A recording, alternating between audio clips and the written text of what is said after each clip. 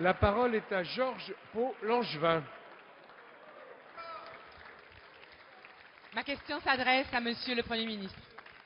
Monsieur le Premier ministre, nous vous avons interrogé hier à 2 reprises, par les voix de nos collègues Gors et Leroux, sur la nature de la coopération entre le gouvernement français et le régime de M. Ben Ali, au moment même où il réprimait les manifestations de son peuple.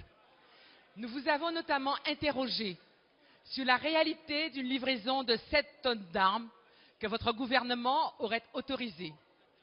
Aujourd'hui, un grand quotidien du soir nous apprend que ce ne serait pas une, mais 4 livraisons qui ont été autorisées par les ministères de la Défense, de l'Intérieur, des Finances et des Affaires étrangères. Or, que nous a répondu hier Madame Alliot-Marie? Elle nous a dit, en matière de police, les choses sont très claires. Nous entretenons avec la Tunisie une coopération extrêmement faible, essentiellement institutionnelle, qui se situe dans le cadre d'Interpol. Ce qui nous semble clair, c'est que Mme Alliot-Marie ne nous a pas dit toute la vérité. Est-ce que c'est dans le cadre d'Interpol que ces livraisons d'armes sont intervenues? Ce que nous demandons, c'est de comprendre quand et pourquoi ces livraisons d'armes ont été autorisées. Et ce que nous demandons aussi, c'est de comprendre pourquoi, alors que les morts se comptaient par dizaines, ce sont les douanes françaises de leur propre chef, et non pas le gouvernement, qui ont bloqué le départ de ces armes le 14 janvier.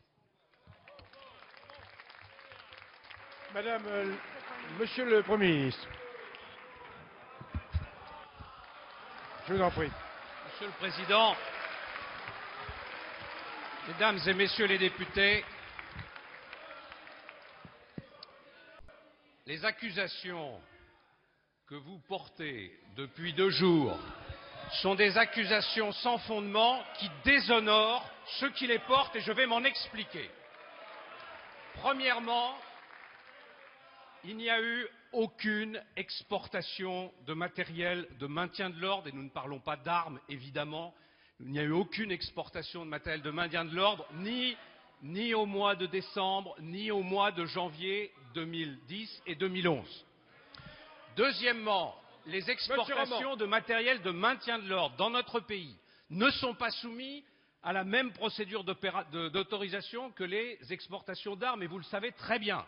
Ce sont des exportations qui sont contrôlées par les douanes.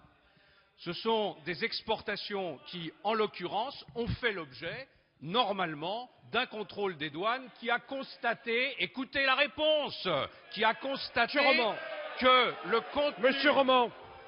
contenu des envois d'entreprises françaises au gouvernement tunisien n'était pas conforme aux documents et aux autorisations qui avaient été données, et donc ces armes ont été bloquées.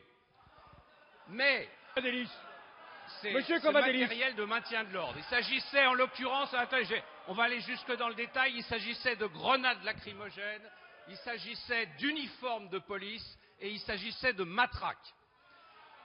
Maintenant, j'aimerais que le Parti socialiste, avant de poser des questions comme celle-là et d'accuser, comme l'ont fait hier les députés socialistes, le gouvernement d'avoir autorisé des exportations d'armes, j'ai même entendu parler d'armes à feu hier, en Tunisie, fasse preuve d'un peu plus de prudence et regarde ce qui s'est passé dans les années précédentes. Alors, entre 1997 et 2002, ont été livrées au ministère de l'Intérieur tunisien des grenades éblouissantes, des grenades fumigènes, des grenades à main fulgurantes, des pistolets de calibre 9 mm, des pistolets automatiques, des fusils d'assaut automatiques. Voulez-vous que je continue la liste? Mais je vais en ajouter à destination de la présidence de la République des fusils semi-automatiques, des fusils à pompe à répétition, des gilets pare-balles et des menottes en plastique. Eh bien, nous n'avons pas pratiqué ces exportations à destination de la Tunisie dans la période que vous évoquez.